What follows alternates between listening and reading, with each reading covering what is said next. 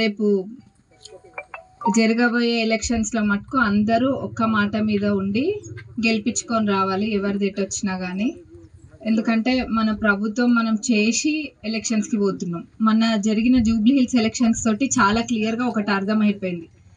ఏంటంటే వాళ్ళ పార్టీ అనేది అడ్రస్ లేకుండా పోయింది. బీఆర్ఎస్ పార్టీ అనేది ఎక్కడ కూడా అడ్రస్ లేకుండా పోయింది. జూబ్లీ హిల్స్ ఎలక్షన్స్లో అంటే 2 ఏళ్ల కాంగ్రెస్ ప్రభుత్వ పాలన చూసినాక ప్రజలు అక్కడ తీర్పునిచ్చిండ్రు. అదే తీర్పు రేపు మొత్తం రాష్ట్ర నలుమూలల ప్రతి ఊర్లో వచ్చేది కూడా అదే తీర్పు.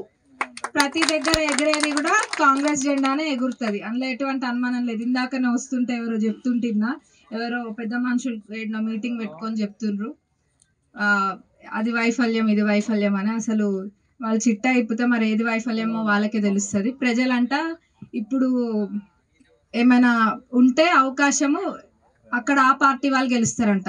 మరి అంత కాన్ఫిడెంట్గా చెప్పేటోళ్ళు మన జూబ్లీ హిల్స్లో గెలిచి చూపించేది ఉండే కదా. అన్ని ఉత్తుత్త మాటలే.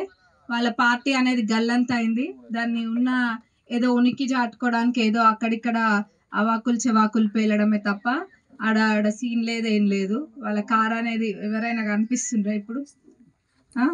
ఏమంటుండ్రు సారు కారు బేజారు పరారు కూడా. బాగా అన్న చెప్తుండు పరారు కూడా అంట.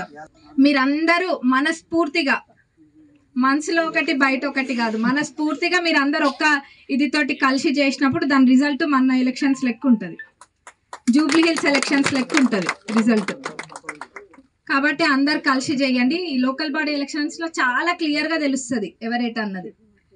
ఇప్పుడు నేను లోపల ఉండి నా ఇంట్లో కూర్చొని అరే నేను కాంగ్రెస్ పార్టీనేలే కానీ అక్కడ విక్రమంకి సంబంధించిన వాళ్ళకి ఇచ్చిండ్రు కదా, నేనెందుకు చేయాలి, పట్టు పోతే తెలుస్తుంది, అప్పుడు అవిక్రమ్ పని అవుతుంది అని నేను ఇంట్లో కూర్చొని రాజకీయ చక్రం తిప్పుతా అంటే ఇంట్లో కూర్చొని చేసింది కూడా రేపు బయటకు వెళ్తుంది.